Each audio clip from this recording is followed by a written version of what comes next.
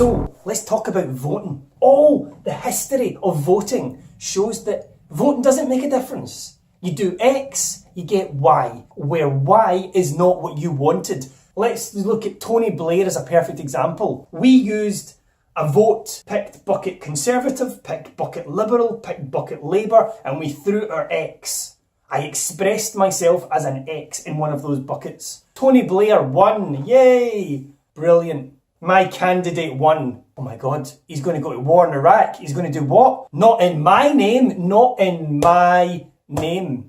We went to war in Iraq anyway, didn't we? He went in my name because I'd given him the X mandate in that box some time before he decided to go to war. What if I put an X here as a Conservative, but I quite like a Liberal policy? That's never going to happen because at some point in time I put an X in a Conservative box. You can't mix and match. It's a trap where you think you've got a say. We went to war in Iraq, people. Tony Blair took us to war in Iraq. But we all said not in our name, or at least a lot of us did. But he had a mandate. You are being, at every single level, removed from this process. Yet you tell me that the only thing you can do is vote because it really, really matters. Voting is just a con trick. Not voting, not buying into the paradigm really matters. Think of better ways of doing it. What would I like to see as an alternative? What do I want to build with you? Not with them who offer me a bucket, but with you. What do I want to build with you? So there are a few technologies that we use just now that are in the psyche of everybody. One is chip and pin. Our banks have all our savings, all our wages, and the banks trust us to say we are us by chip and pin. That's an authentication system. I am trusted by the bank.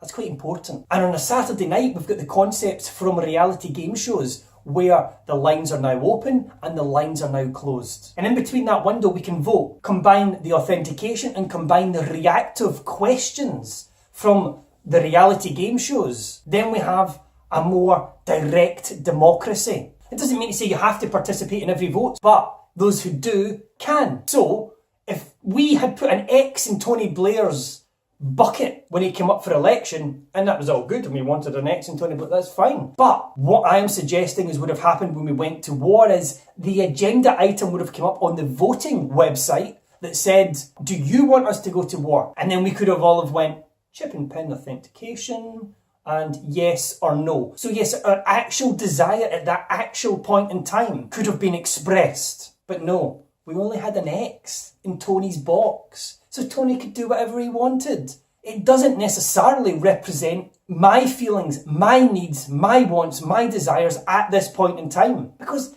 things change. If you're happy voting once every 4 years and you believe it's the best thing in the world, do it. But every bit of evidence that anybody could ever present has highlighted that that makes no difference to anything. Do not vote. Do not legitimise their request. That's all you have to do is delegitimize the question and then build something better. Do it.